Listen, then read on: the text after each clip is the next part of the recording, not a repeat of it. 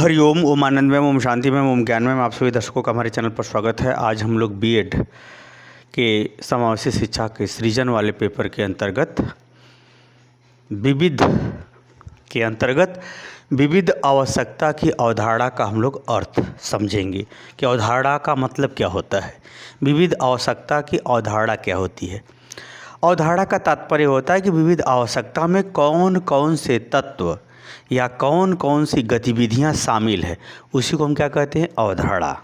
अवधारणा का मतलब कौन कौन से अवयव को विविध आवश्यकता धारण किए हुए हैं।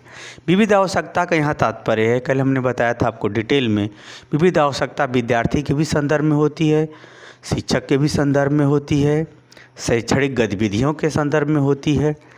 सब आपको विविधता के बारे में मैंने बताया था कि विविध आवश्यकता का क्या अर्थ होता है, पिछले इसके ठीक पहले वाले वीडियो में। तो इसमें हम लोग पढ़ेंगे कि जो विविध आवश्यकता है, यानी विभिन्न प्रकार की जो आवश्यकता है, उसमें कौन कौन से तत्व, कौन कौन सी गतिविधियाँ, कौन कौन से कारक शामिल होते हैं, उसको हम लोग समझने का प्रयास करेंगे।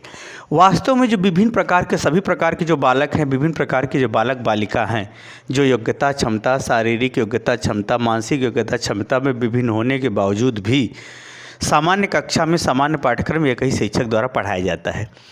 तो इस जो विविध आवश्यकता की वाले छात्र हैं, उनके संदर्भ में कौन कौन से तत्व या कौन कौन सी गतिविधियाँ या कौन कौन सी प्रक्रिया शामिल होती है, उसको हम लोग देखेंगे। वास्तव में जो विभिन्न प्रकार के छात्र हैं, इनके हम लोग क्या करते हैं, इनकी आवश्यकता, इनकी स्थिति, इनकी योग्यता क्षमता को ध्यान में रख कर के हमको शैक्षणिक गतिविधियों को, यानी शैक्षिक गतिविधियों को इस ढंग से व्यवस्थित करना पड़ता है, अरेंज करना पड़ता है, ताकि सभी प्रकार के बालकों को समान पाठ्यक्रम सामान्य कक्षा में अधिगम हो सके।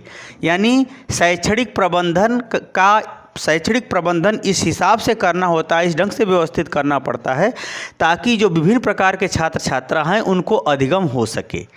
यह इसका क्या है, मुख्य तत्व है, यानी प्रबंधकीय मुख्य तत्व है। यानी विविध आवश्यकता में जो मुख्य तत्व है वो प्रबंधन का है। वह प्रबंधन सामान्यतः हम लोग दो रूपों में देखेंगे। एक तो होगा शिक्षण प्रबंधन, यानी शैक्षणिक संबंधी व्यवस्था करना, यह मुख्य तत्व है। दूसरा इसका मुख्य तत्व है विद्यार्थी संबंधी प्रबंधन। जैसे अगर हम बात करें विद्यार्थी संबंधी जो प्रबंधन हो गया, विद्यार्थी संबंधी जो अवयव होगा या अवधारणा होगी, वह विद्यार्थियों का प्रकार कैसा है, विभिन्नता उनमें किस प्रकार की है, शारीरिक, मानसिक, व्यवहारिक, सांवेगिक, सांस्कृतिक, भाषाई, इस सब विविधताओं को भी हमको ध्यान में रखना पड़ता है।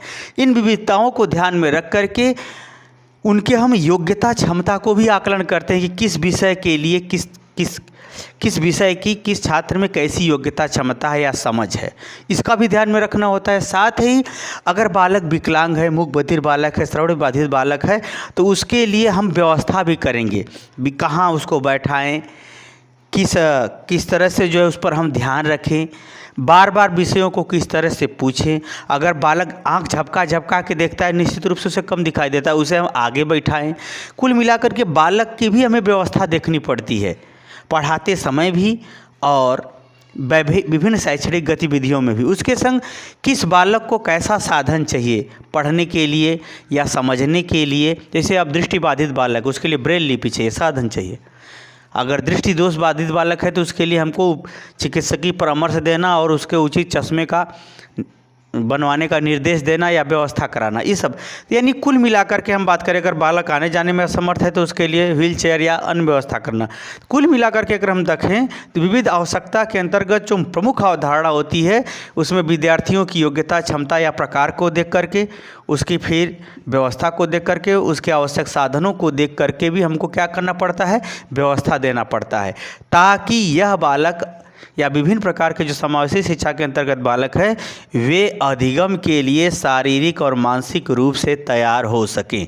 जब ये बालक तैयार हो जाते हैं तो इन बालकों को तैयार होने के पश्चात अध्यापक का क्या जिम्मेदारी होता है कि वह शैक्षणिक प्रबंधन इस प्रकार से करे कि सामान्य कक्ष में सभी प्रकार के बालकों को पढ़ा सके।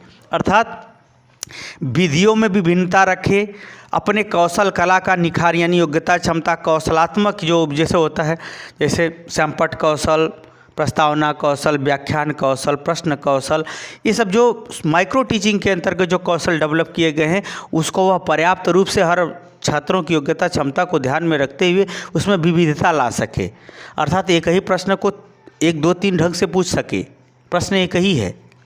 तो कहने का मतलब ये है कौशलात्मक क्षमता और पढ़ाते समय किन किन उपकरणों की ज़रूरत पड़ेगी, कौन कौन से प्रयोग की ज़रूरत पड़ेगी, कौन कौन से पाठ्य आगामी क्रिया की ज़रूरत पड़ेगी। साथ ही जो विभिन्न संस्कृतियों या विभिन्न भाषाओं के जो छात्र हैं उनको हम किस प्रकार से उदाहरण दें, किस संदर्भ से जोड़ें, किस प्रकार से उन्हें समझाएं, इन सब बातों को भी ध्यान में रखा जाता है। तो कुल मिलाकर के अगर हम बात करें तो विविध आवश्यकता की अवधारणा का तात्पर्य यह होता है कि विभिन्न प्रकार के बालकों जो सांस्कृतिक, सामाजिक रूप से, धार्मिक रूप से, सामुदायिक रूप से, शारीरिक रूप से, सांवेगिक रूप से, शारीरिक योग्यता क्षमता इत्यादि के रूप से जो विभिन्न प्रकार के छात्र छात्राएं हैं उनका हम इस प्रकार से प्रबंधन करें ताकि वह विभिन्न शैक्षणिक गतिविधियों के अंतर्गत, विभिन्न शैक्षणिक गतिविधियों में अपनाई गई भिन्न भिन्न क्रिया प्रक्रिया के अंतर्गत वह आसानी से अधिगम कर सके या अधिगम तक वह पहुंच सके या अधिगम उनके पहुंच में आ सके। उसी को हम क्या कहते हैं? विविध आवश्यकता की अवधारणा। विविध आवश्यकता की अवधारणा। चूँकि समावेशी शिक्षा के अंतर्गत विविध आवश्यकता वाले जो बालक हैं उनको समझने के लिए, उनको जांचने परखने के लिए उनकी व्यक्तिगत विभिन्नता और योग्यता को ध्यान में रखते हुए उनके विभिन्न योग्यता क्षमता के आधार पर शैक्षणिक व्यवस्था भी देना अनिवार्य होता है। इसलिए विविध आवश्यकता की अवधारणा विद्यार्थियों के विभिन्न आवश्यकताओं, योग्यता, क्षमताओं से होते हुए विभिन्न प्रकार की शैक्षणिक गतिविधियों को अपनाने पर बल देता है या अपनाने के लिए निर्देशित करता है, बताता है, समझाता है और उस तरह से भी व्यवहार की प्रक्रिया अपनाने पर बल देता है ताकि बालक के पहुंच के अंदर अधिगम आ सके, यानी जो कुछ पढ़ाया जाए वह उसे आराम से सीख सके, समझ सके। इसी को कहते हैं विविध आवश्यकता की अवधारणा। तो मुझे उम्मीद है विविध आवश्यकता की अवधारणा को आप समझ गए होंगे।